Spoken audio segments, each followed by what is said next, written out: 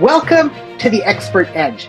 This is the show where we bring on experts in their fields of health and wellness practice, hear their stories, and learn what they see working in the field of diabetes reversal and prevention. So I'm happy to introduce today's guest, Kristen Burkett. Welcome, Kristen.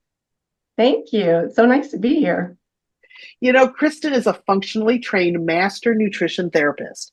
She's also board certified in holistic nutrition. She has a private practice specializing in digestive wellness, natural female hormone balancing, and vibrant aging, something I think all of us are interested in. Kristen holds bachelor's degrees in biology and chemistry and a master of science, and received her master nutrition therapist certification from the Nutrition Therapy Institute in Denver.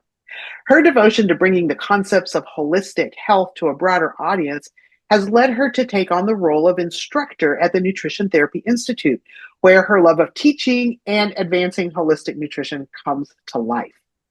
Additionally, Kristen co-hosts the respected National Association of Nutritional Professionals Nourishing You podcast, where prestigious holistic health experts share practical tips for optimizing health. So before we dive into our subject for today, Kristen, tell us a little bit about how you got started with your interest in this intersection of lifestyle and health. Yeah, it's been a journey. Thank you for having me. I really do appreciate the opportunity to talk with your audience. It's really nice. I've always been interested in health. I went to college thinking I was going to be a physician. I majored in biology and chemistry on that path. And then when I went to take my MCATs, I just couldn't, the thought of how much more school it was going to take, it was overwhelming to me. So switched gears and I went into healthcare administration, and I worked with physicians and healthcare leaders on improving processes and clinical outcomes. Mm-hmm. And I loved that. It was a lot of fun, but we weren't really making an impact on health. We might have been changing the outcome of a particular procedure, but didn't guarantee they weren't going to come back in for it again the next year. So it was a little frustrating. Left that to start my family. And during that time, when my youngest was 2, I had a very early breast cancer diagnosis. It required, just had to have a lumpectomy, thankfully, nothing else. But the surgeon told me afterwards, he said, you have a chance of this coming back on either side at any time. So just want to let you know that. It just kind of dropped that bomb on me. And I thought, oh my gosh, am I going to live from year to year, mammogram to mammogram, wondering, did it come back?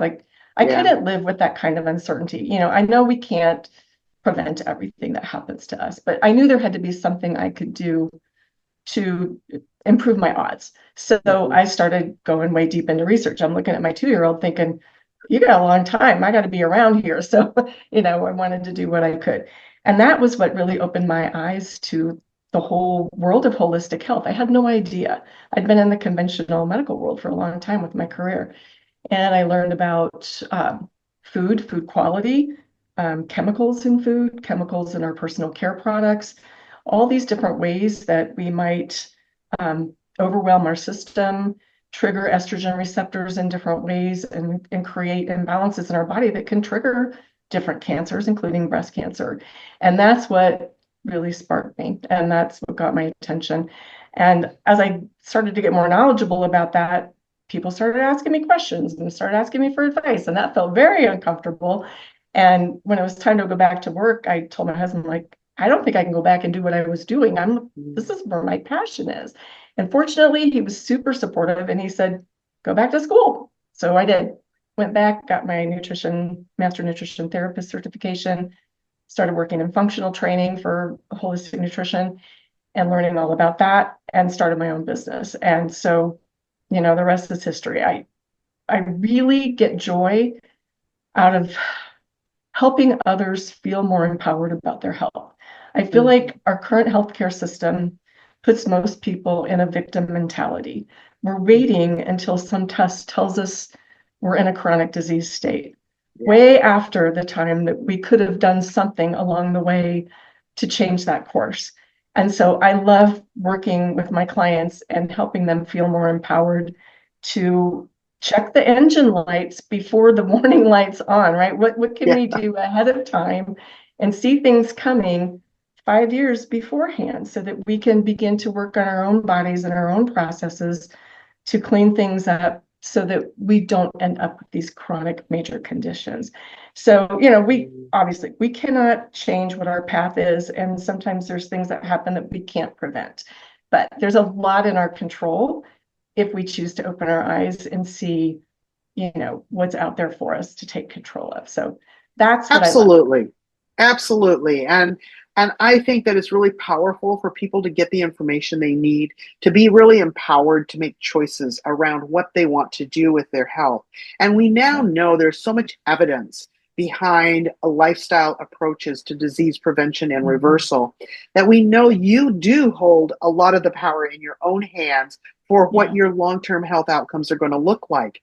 And like you said, there's no guarantees in this life, but we do know that there's so much that we can do to improve our odds to enjoy the highest function and quality of life for as long as possible. So as we're talking with people that are dealing with metabolic issues like obesity or metabolic syndrome, prediabetes, or diabetes, how do you see nutrition and metabolism connected? Because all of these are kind of metabolic messes in our bodies. And what is the role of nutrition and its effect on metabolism, maybe insulin resistance, some of those root causes here that we're looking at? Yeah, well, nutrition and metabolism are deeply intertwined. Every bite you take sends a signal that influences your metabolism one way or another in real time and also long term. So we have to think of our metabolism as something more than just how fast you burn calories. It's your entire energy system.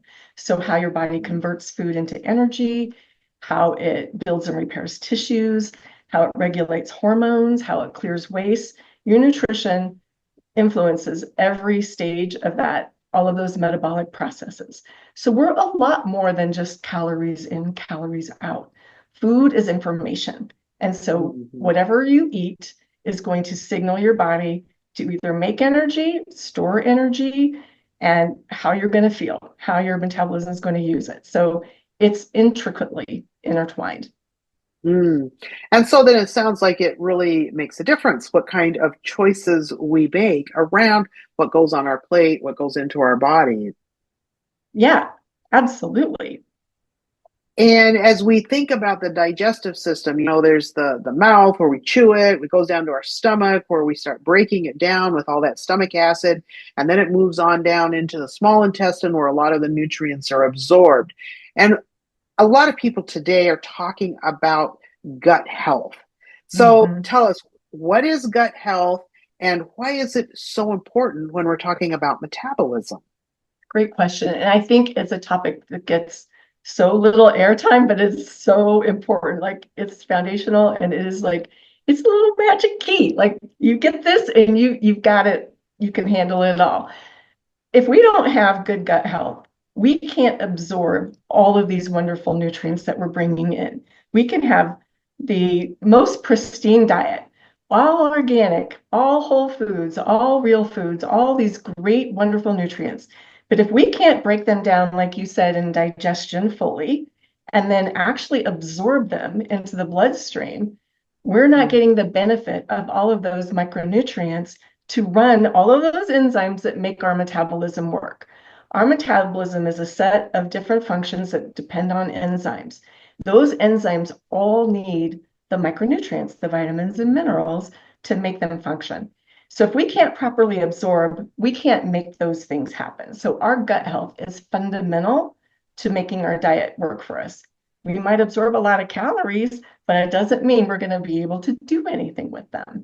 And if we even take that back a step further, I think a lot of people struggle with even wanting to eat the kinds of foods that we recommend for good gut health because that digestion may not be working properly. So when people don't have good digestion and they either have reflux or bloating or gas or maybe constipation or loose stools, you're going to avoid the foods that trigger those symptoms, right? Because you don't want to have experience those symptoms. It's really a signal that something's not working properly in your gut. And so being able to get past and work through those imbalances is really important so that you can actually digest those good foods that you need for your gut health. So Mm. it's what helps you use the food and even want to eat the food that you need to have all of that health in your body. So when we think about what we're putting on our plate, what is one of the nutrients that you think is most important for people to be consuming regularly if they want a healthy gut microbiome, like a good Yeah. combination of bacteria? Good question, because our microbiome is all of the microbes in our gut, primarily in our large intestine. We have a small intestine and a large intestine. Most of our I'll call them fondly our gut bugs live in our large intestine, and there's going to be bacteria, there's going to be yeast and fungi, there's going to be parasites, there's going to be all these different things that we need in there to keep our body and our gut healthy. We Except for the actually parasites, maybe we don't need. Actually, there's actually even some good parasites too. So Ah, there's actually some positive interesting. benefits to some parasites. Yeah. I'm So we need curious, them like which all, but ones? we oh, Which ones? I don't Oh, you have don't have them names off the for you top of off your the head. top of my head, Okay. but it's all a balance. Think of it as an Yeah. ecosystem, and everything has to work in balance. And we're actually outnumbered. We have 3 times more microbial cells in our gut than we do human cells.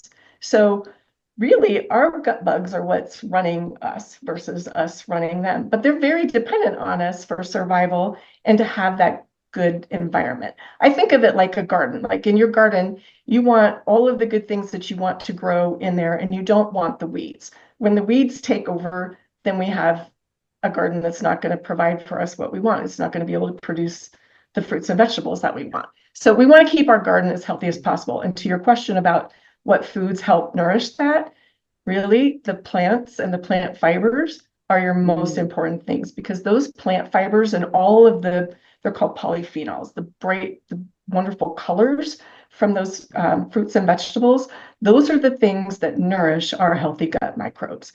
So, Mm. we think of beans and legumes, we think of cruciferous vegetables like broccoli and cauliflower. We think of bright colors like in blueberries and cranberries. All of those things are the things that our gut really relies on to be healthy. So we want to have digestion that can tolerate all of those kinds of great foods. And then we want to consume them multiple times a day in order to feed those healthy gut microbes. And interestingly, even when we eat can make a difference to that gut health, because Mm. those bugs have their own circadian rhythm, just like our body does. Like, our bodies like to align with the rhythm of the sun and the moon. Mhm. And our gut microbes like to have a consistent rhythm as well. So eating at more consistent times of day, like having breakfast approximately the same time every day, lunch and dinner when we can, is really helpful, because then those bugs know what's coming when, and Mm. they're not stressed wondering when's my next food source going to be. But at the same time, Mm. we don't want to be eating all day long. We don't want to be snacking all day, because that never gives our body a chance to rest and reset our insulin response. So we want to eat on a regular basis, but we want to have enough time in between meals, like 3 to 4 Mm. hours, to allow that food to clear, allow those gut bugs to digest and do what they need to do with all of those nutrients, and then have our next meal. So what we eat, Yeah. when we eat, all matters in that equation. I think those are some really good points that you bring out because regular times for meals is something that has kind of disappeared for a lot of Americans. Mhm. People have fallen into not having regular meals, snacking when Yeah. they get too hungry, and we don't realize how negatively that has impacted our body function. And, I'm very thankful that my mother was very aware of the importance of regularity. And so growing up, we had very regular meal times. Mhm. And for her, it was like a super big priority that we would eat on time every time our meals were scheduled. And we were not allowed a single bite in between meals. So, needless to say, neither my sibling nor I ever were picky eaters. We always had great appetites, and we really enjoyed our food. And so this whole regularity thing, I think, is important. And you're one of the first people I've heard talk about how the microbiome appreciates getting fed on a schedule as well. So there's a whole nother level of reason to maintain some regular meal times. And we talk about spacing with meals. A lot of people graze because some doctors have told people that, especially when they have blood sugar Yeah. issues. Oh, you just need to eat multiple small meals to keep your blood sugar stable, was the line. But actually, we now know that's not how our digestion works best. Our stomach doesn't work best that way. A lot of things don't. And, when you say 3 to 4 hours between meals, for some people, that's quite a bit. But it seems to me that there's some things I've read that actually show that most, like if you have a hearty breakfast, for example, that 4 to 5 or 5.5 hours can actually optimize your stomach's function. Like give it a chance to rest and to replenish its acid supply, right? That sort of thing. And I remember learning about the impact of fat in the diet and how it slows digestion down. Mhm. So that, if you don't have a high fat meal, it can be processed and out of the stomach maybe in 4 hours. But you take the same meal, or not take the same meal, take a different meal, like a cheeseburger and a milkshake. And some of that might sit in your stomach for 6 or 7 hours before it's all gone, Yeah. right? So we really want to think about what are the healthy fats that we can add to our meals so that we Yes. get that feeling, right? That Yes. full We don't get feeling. hungry before, yeah. Right. And I think, what I find in working with my clients as a nutrition therapist oftentimes is we've gotten away from prioritizing the whole foods and the complex carbohydrates and the protein from whatever source that's going to come from as the base of our meal.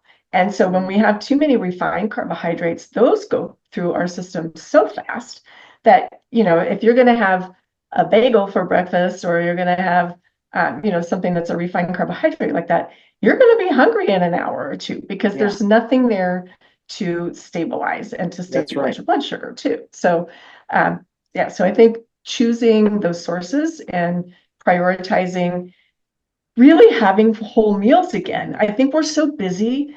People's lives are so fast anymore that people say, I don't have time to make breakfast. I don't have time to make lunch. So planning is so important. What can you do the night before to have something ready to go for breakfast so you're not having to make it for breakfast? I think like egg muffins are a great option because you can even freeze those and just heat them up in the morning. Maybe a chia seed pudding with some extra protein powder or something like that can be helpful. There's so many ways we can prepare ahead of time so that we don't have to cheat ourselves of the nutrients that we need. I'm a huge fan of leftovers for lunch. I mean, I don't have time to fix lunch every day. That's not happening. But if I had a great dinner, that sure makes a nice lunch, or I can take part of it and put it on top of a salad or in conjunction with the salad, a Mm-hmm. big rainbow salad. So I think preparing and taking the time to think about our food and not just, you know, giving into fast food or giving into quick options so that we really can fuel ourselves is super important. I love that. And so, as we have a healthier gut that's getting those polyphenols, those phytonutrients, the fiber, how does this help our metabolism? Well, all of those things go to run the enzymes that make our metabolism work. So when we take in glucose from any source, whether it's complex carbohydrate or whatever, that glucose or that is sugar, we need to use that sugar in our metabolism to make energy. And if we don't have all of those micronutrients, we can't process that sugar properly. And so then it's going to get stored as fat. So Yeah. in order for metabolism to work, we have to have all of these nutrients to turn the food, which is our fuel source, into energy. It doesn't just go in as food and all of a sudden become energy. There's bunches of steps that it has to go to. And if anybody remembers, like back from their biology classes in high school, it's called the Krebs cycle. That's where we make all of our energy, but it's a big cycle and it takes a lot of micronutrients for everything to go through and make that energy source that we need. So if we don't make that energy, that food gets stored somewhere and it usually is Yeah. fat. I love that. Yeah. And, nowadays, many people are getting prescribed medications when they have blood sugar issues. And there's some very popular ones that are in the category of GLP-1 medications.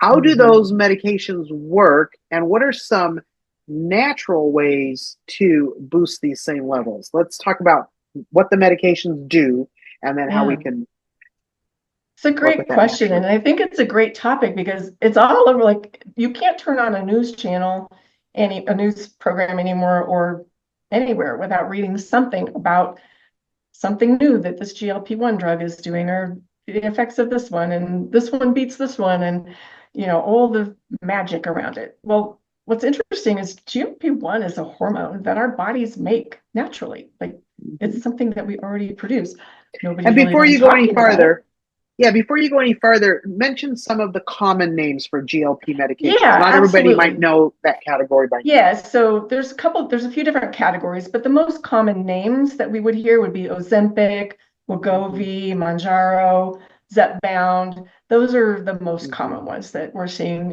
in the news and that are being prescribed. Okay. Uh, so really what they're doing is they're making these hormones as medications, but they're making them in dosages at a much higher level than what our body would make naturally. And it's going to stay active a lot longer than what would happen in our body naturally. Mm-hmm. So GLP-1 is made in our small intestine they're called the L cells. So those L cells make GLP-1, but they're triggered, and what we eat and the types of food we eat help trigger that GLP-1.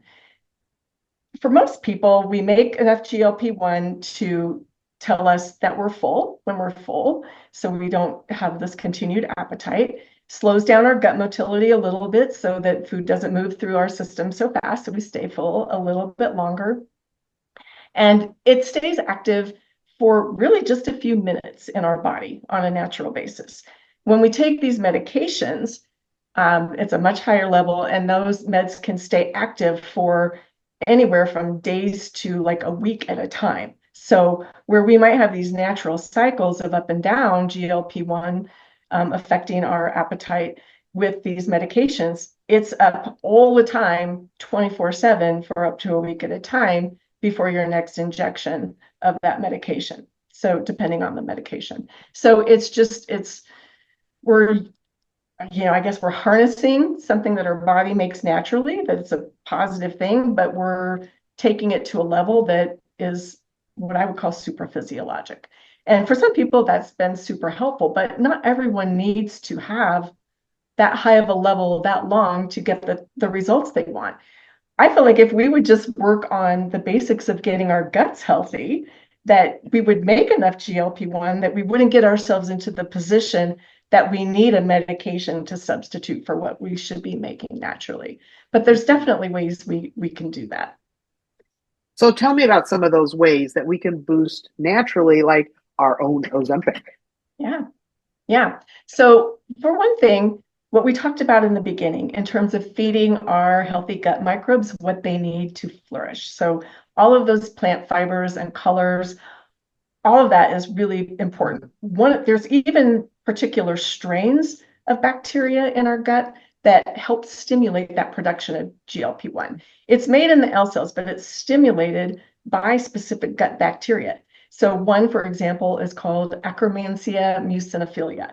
I know it's kind of a mouthful, but that particular strain is one of the main ones to stimulate our GLP-1 production. I find in testing a lot of my own clients for their gut health and looking at the balance of healthy and inflammatory bacteria, we don't even find Akkermansia in their profile. Like, it's not even Oh, wow. detectable. And that could be because, number one, maybe they don't have a healthy diet, with all of these fibers Mhm. that we need. Maybe they've been on multiple rounds of antibiotics and it hasn't replenished. There can be lots of reasons for not having that species, but we can, and for a lot of people, reignite that. And if not, sometimes we can actually take that now as a probiotic strain, which can be super helpful to compensate for what we don't make naturally. But other things that we can do, number one, eating our meals with things that stimulate that GLP-1 production. So the fermentable fibers, things like garlic, leeks, onions, oats, flax Mhm. seeds, chia seeds, even things like cooked and cooled potatoes, because when you cook and cool potatoes for 24 hours before you consume them, it turns the starch from those potatoes into resistant starch. And that has, number one, it's less stress on the blood sugar spikes. But number two, it's got this resistant starch that is great food for our gut bacteria. They love it. So make a potato salad and eat it the next day instead of the night that you make it, is a great way to get that. Fermented foods, like sauerkraut that's in the refrigerator section, not the canned version. Fermented pickles, those kinds of things can be very good. Yogurt is a great source of food as a fermented food. Also, just the amino acids from our proteins are super helpful in stimulating GLP-1 and our healthy fats, especially our omega-3 rich healthy fats, things from olives, walnuts, avocados, and our wild-caught fish. If you are, eat fish, those can all be very good. So again, we're looking at those whole foods, right? That have all of the natural things provided to us to keep our gut microbes healthy, which keep the rest of our body healthy. Those polyphenols are great. So I love pomegranate, cranberry, wild blueberries are great if you can find them. Usually you can find them frozen. They actually have more polyphenols than regular blueberries.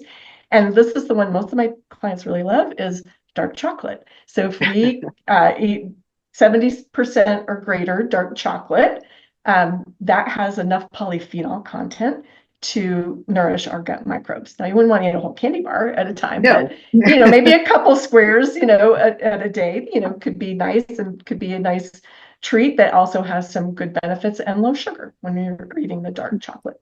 And there's some brands like Lily's actually makes a stevia sweetened version, and so it doesn't have the sugar. It still has plenty of fat in it, so you still want to be careful with the how many squares and the quantity, but you can get that, in a form then that's not going to really be super negative on your blood sugars directly. So right, absolutely. Yeah. But I think we have so many foods we can pick from, and you talked about resistant starch with potatoes that are cooked and then cooled. Does that also work for starchy foods like rice or sweet potatoes? It does. It works for rice and sweet potatoes. Yeah. Okay. I think people like to know that. They do. I'm not like, for people with blood sugar regulation issues, and I don't know where you fall on this line, but I'm not a big fan of rice because I find that it tends to spike blood sugar really high compared to a lot of other grains that are out there. So I'm not a big fan of recommending that as a regular thing, but cooking and cooling it and using small amounts is in the resistant form. It's still better. And then you still get that taste if that's something that you crave. Right. And of course, I'm always telling people brown rice as well. But when people are not real insulin sensitive, rice is usually just not on the menu. But as people become more insulin sensitive, then they often can tolerate that rice, especially if it's been cooked and cooled and then reheated. So I want people that are listening to realize that it does matter where you are in your level of insulin resistance as to what grains you can tolerate. And before you can really maybe tolerate more than a single serving of rice, and a single serving being a third of a cup cooked, you might look at other grains like millet or quinoa, amaranth. Those often will spike your sugars much less than the rice will. So you have alternative grains there. Or exactly. pseudo grains or whatever. And then, we don't want to forget our spices, because our spices can bring great polyphenols to our gut. And ginger is a great one. Turmeric is another great one. The capsaicin that comes from chili peppers is also really stimulating for our gut bacteria and that GLP-1 production. So I love that. Another, what I would call, it's one of my insider tips, is to maybe think about trading out sugar or other sugar substitutes for allulose. I don't know if you're familiar with allulose or consuming that, but even drinking a little bit of water sweetened with a little bit of allulose before meals has been shown to stimulate GLP-1. It decreases hunger. It doesn't spike blood glucose or insulin. And it's great for helping to feed that healthy bacteria and stimulate GLP-1. So that is a sugar substitute I'm recommending now for my clients is allulose. Oh, interesting. Out there. Can you get it just as a powder or I do recommend. There's I don't know if I should mention brands or not, but if you look for one that is non-GMO, that would be my Yeah. recommendation because it's usually sourced from corn, which can be Oh, highly genetically modified. But yeah. there are a couple of brands at mainstream grocery stores that say non-GMO. So look for a Cool. non-GMO allulose, and it's pretty easy to find. So Well, I yeah, love that. And I really appreciate that you also offering a free gift to our listeners today. And so in the description right below this video that you're watching, you will find a link to Kristen's webpage, and that's where you'll find her free gift. But why don't you tell us just a little bit about it?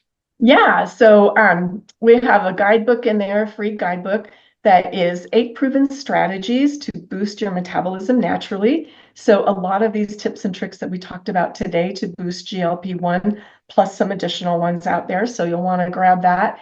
And these aren't difficult things. If you're already trying Hmm. to make good choices about your food, it's all things you can incorporate into your diet and lifestyle that help what I say, harness the effort you're already making and make it work for you even more. So might as well monopolize what you're doing and make it really, really shine. So I have that as a free option for you in there. That's awesome. And when you Yeah. go to that homepage, you might find some other freebies as well. So Yeah. just go check it out and enjoy. And I just want to say thank you so much for being here with us today and sharing your expertise, Kristen. This has been really helpful. And I know encouraging to people to know that there are so many things that you can control by your own choice that can really make a difference for your health long term. And I want you to remember that health is wealth and it comes by choice, not by chance. Thank you for being here with us today.